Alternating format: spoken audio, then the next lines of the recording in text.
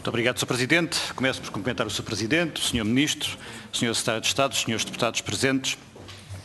Sr. Ministro, Vossa Excelência começou hoje a sua audiência aqui na Comissão dizendo que tinha entregue o estudo sobre as 35 horas ontem. Sr. Ministro, tenho aqui um requerimento datado de 6 de junho de 2016 e, como o Sr. Ministro sabe, o prazo para responder aos requerimentos e às perguntas dos deputados é de 30 dias.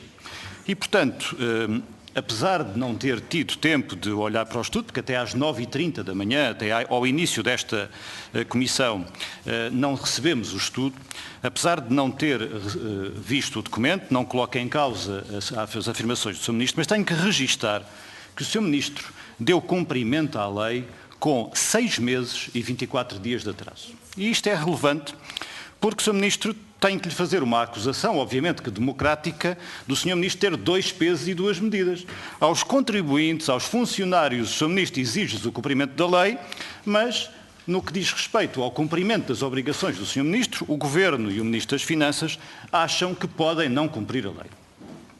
Agora, Sr. Ministro, este estudo não é o verdadeiro, pois não. Porque a questão é esta.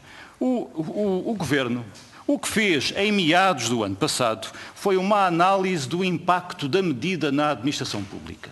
E foi este o documento que nós lhe pedimos e que pensamos que os outros grupos parlamentares também lhe pediram na altura. O Sr. Ministro agora vem-nos apresentar um documento que, pelas suas conclusões, pelas conclusões que aqui enunciou, foi um documento que o Governo fez para apresentar à Assembleia da República. E, portanto, o que eu lhe queria perguntar, Sr. Ministro, é esta questão muito concreta. Este é ou não o estudo que o Governo fez em meados do ano passado para apreciar a análise do impacto da medida? Se não é, Sr. Ministro, quando é que será entregue o estudo verdadeiro, aquele que o Ministério das Finanças fez em meados do ano passado? Sr. Ministro, depois Vossa Excelência vem aqui dizer que o estudo mostra que não houve impactos. E diz, acreditem em mim, este estudo não teve impactos nenhuns.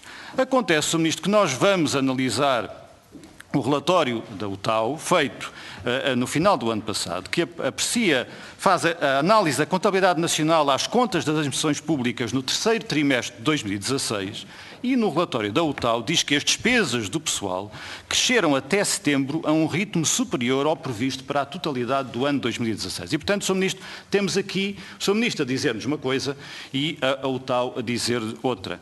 E, Sr. Ministro, a questão é esta, sinceramente, entre o Sr. Ministro e a UTAU, acho que o Sr. Ministro não tem dúvidas nenhumas em quem é que nós acreditamos. Até porque, Sr. Ministro, os resultados sobre a aplicação da medida estão bem patentes para as pessoas, Sr. Ministro. Estão patentes na falta de pessoal nos hospitais. Todos os cidadãos lá fora sentem a falta dos enfermeiros, sentem a falta dos assistentes operacionais, na falta de pessoal nas escolas. Sr. Ministro, às escolas são anúncios públicos em risco de fechar por falta de pessoal. Sr. Ministro, falta pessoal no atendimento da Segurança Social. E eu acho que não há nada melhor do que uma imagem, Sr. Ministro, de certeza que viu aquilo que saiu publicado na Segurança Social acerca das filas de espera no Centro Nacional de Pensões. Diz concretamente esta notícia no Diário de Notícias de 25 de janeiro deste ano. Antes das portas abrirem, a fila dá a volta à rua entre campos e chega à Avenida da República. Sr. Ministro, eu vi pessoalmente filas destas. E posso dizer ao Sr. Ministro que é absolutamente degradante. Sr. Ministro, parecem as filas do pão em Moscovo no tempo do Stalin. É degradante, Sr. Ministro, ver pensionistas, ver pensionistas a fazer fila antes das 9 horas da manhã para serem atendidas, porque este Governo toma as medidas e só depois é que pensa como é que vai resolver as consequências. Peço desculpa, Srs. Deputados, vou pedir o que pedi há pouco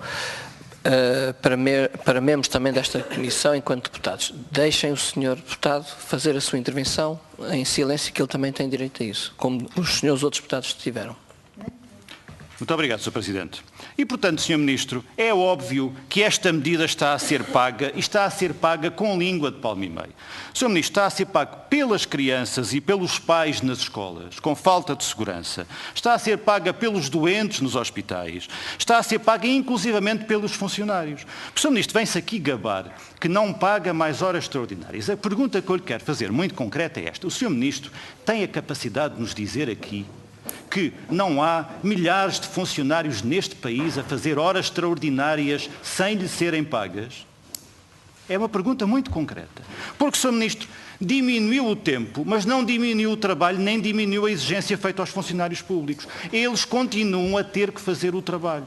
E o senhor sabe perfeitamente que a maioria dos funcionários públicos, por brio profissional, não deixa o trabalho por fazer. E, portanto, têm teoricamente menos horário de trabalho, mas fazem as mesmas horas que faziam antes e não lhes são pagas. E, portanto, Sr. Ministro, se o senhor quiser olhar para a realidade, se os senhores deputados, se os senhores partidos que apoiam este governo quiserem olhar para a realidade como ela é, têm que reconhecer aqui que esta medida esteve e está a ter graves consequências para as pessoas e não melhorou a situação da globalidade dos funcionários públicos. Depois, uma pergunta muito concreta, Sr. Ministro e Sr. Secretário de Estado. Os senhores têm ou não o estudo que encomendaram sobre a precariedade? A Comunicação Social diz que este relatório foi entregue ao Governo em outubro do ano passado.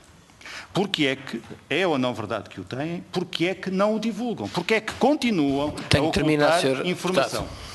Vou terminar já muito brevemente, Sr. Presidente. Só para colocar uma última questão muito sintética.